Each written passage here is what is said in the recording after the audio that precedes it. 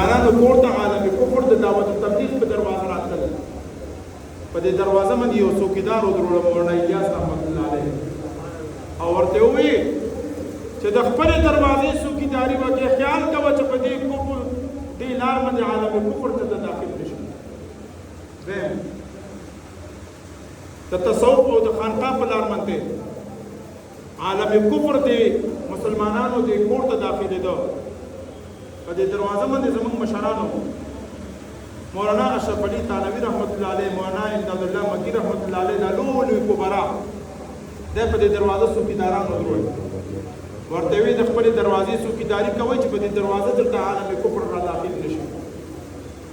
بله لار د عالم کفر ته داخلېدلو جنګ و جنګ. په دې دروازه باندې سید احمد شهید صاحب او شاه اسماعیل شهید رحمت الله علیه ولې خلک په دې دروازه باندې څوکیداران ودرول. ورته وی چې د دې لارې نه عالم کفر داخل نه شي. بیا یو لار پاتې شوه، د سیاست لار پاتې شوه. زموږ مشرانو د مولانا حسین احمد مدني صاحب ډیوټي ولګوله چې د خپلې دروازې څوکیداري وکړه چې په دې لار عالم کفر داخل نه شي. مفتي صاحب ورته وایي که مولانا الیاس رحمت الله علیه بستره ویسي افغانستان ته جهاد ته، دا دروازه به څوک ساتي؟ که شاه اسماعیل شهید صاحب دروازه پرېږدي خانقاه کې بستره وغورځوي، دا دروازه به څوک ساتي؟ زمونږ په کور کې زبردست اتفاق ته اختلاف نشته، زمونږ ډیوټیانې تقسیم شوي دي.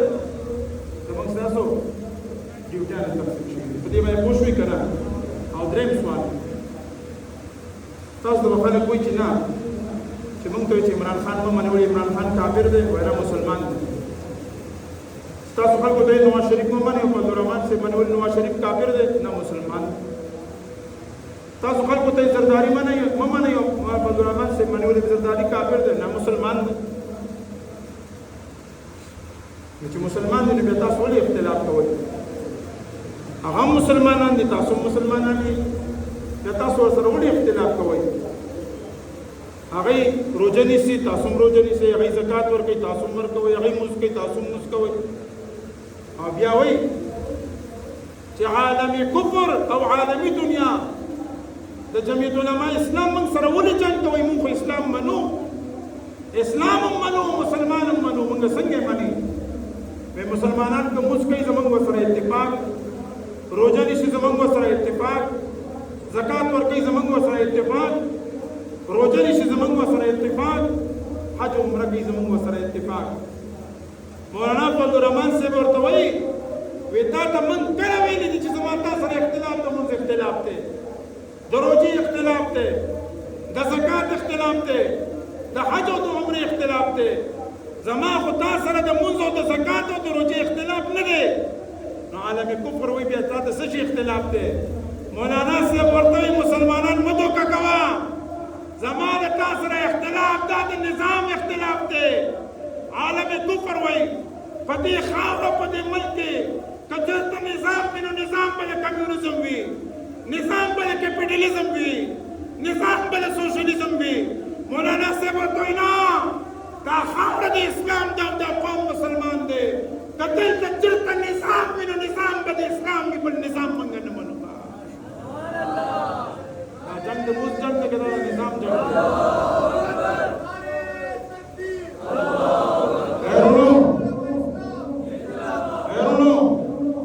تاسو نن ماته ووایئ دا جنګ د مونځ جنګ دی که دا د نظام جنګ دی؟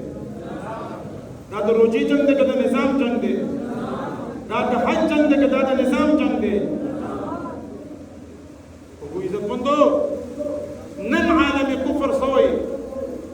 وایي چې خاوره به ستا وي، یو قوم به ستا وي، یو ملک به ستا وي، لیکن دلته به تهذیب دا به د مغرب تهذیب وي.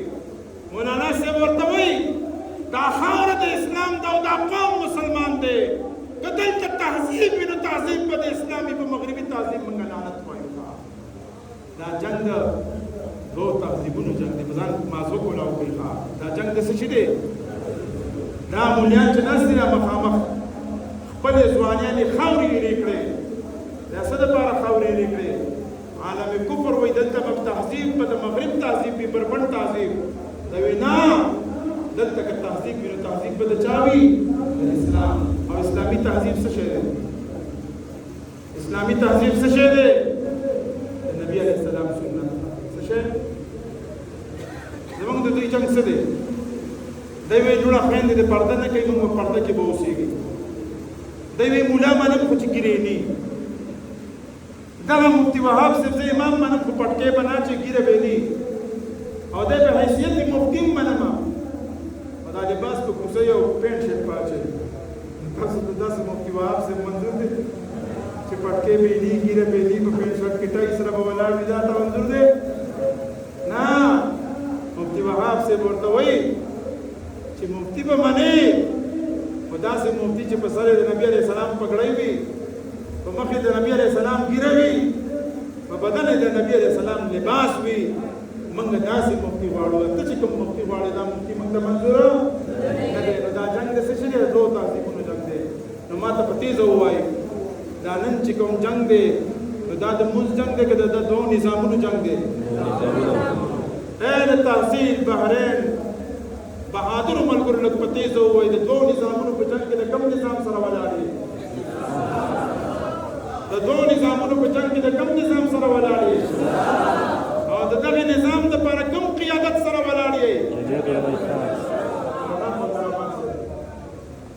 موږ ته به قاضي فضل الله صاحب وي، ډاکټر صاحب موږ ته به قاضي فضل الله صاحب وي. تاسو ته به خلک وایي چې تاسو په کومه پارټۍ کې؟ تاسو به ودې په جمعیت کې. خو دا وضاحت به ورسره خامخا کوي چې موږ په جمعیت کې یو، خو په هغه جمعیت کې چې د کوم جمعیت مشر مولانا فضل الرحمن صاحب.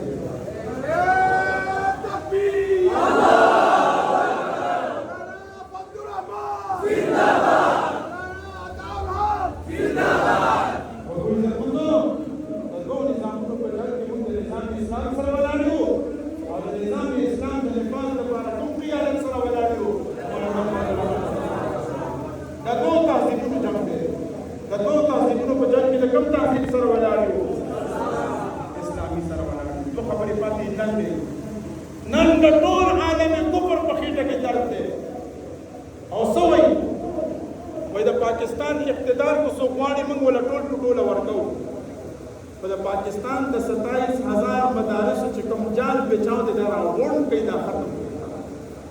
مولانا فضل الرحمن صاحب ورته څه وایي چې ټول پاکستان جمعیت علما نه، د ټول پښتونخوا جمعیت علما نه، د ټول سوات جمعیت علما نه، چې د یو تحصیل بحرین جمعیت علما ژوندی وي. ستا پلار به مدرسه بندنې کې مدرسه کلاو وه دا وي به انشاءالله. د مدرسو په جنګ کې به د مدرسو سره ولاړ یو انشاءالله. او اخیرنۍ خبره، نن عالم کفر ته په خېټه کې درد دی، ډېر سخت تکلیف دی ورته. او اورې ښه څه وایي د پاکستان کې که څوک حکومت غواړي موږ ورکوو، څوک کرسۍ غواړي موږ ورکوو، څوک اختیارات غواړي موږ ورکوو، څوک مال او دولت غواړي موږ ورکوو. زموږ یو ارمان پوره کوي. تپوس ته نه کوي څه ارمان دی؟ چې زموږ ارمان دا دی چې ما د حضرت مولانا مفتی محمود رحمت الله علیه او د هغه د ټیم د ملګرو د ژوند په کاوشونو چې کوم قادیاني اقلیت او کافر ثابت شوی د 1973 او د 74 پایین کې، دا قادیاني راله واپس مسلمان کې په دې نظر ثاني وکړي. مولانا فضل الرحمن صاحب ورته یاد ساته چې د جمعیت علما اسلام یو کارکن ژوندی وي. ستا پلار هم قادیاني واپس مسلمان نه شي ثابتولی. قادیاني کافر و دی او وي به انشاءالله. چې موږ تاسو ژوندي یو، قادیاني واپس مسلمان ثابتېږي، د ژوندي پاتې کېدو څه ضرورت شته؟ بیا لکه دا ضرورت دی چې موږ د ژوندي یو. خو موږ صرف عالم کفر ته وایو چې ګوره پاکستان کې دا اور مه بلوئ. دلته د نبي علیه السلام داسې عاشقان ژوندي دي چې د نبي علیه السلام په عشق کې خپل ځان او خپل اولادونه او خپل ټوله دنیا خاورې دې کولو ته تیار دي، لیکن د نبي علیه السلام په ناموس باندې سودا کولو ته. په عزتمندو، زه د زندي جماعت مفتي صاحب قمر صاحب په تحصیل د جماعت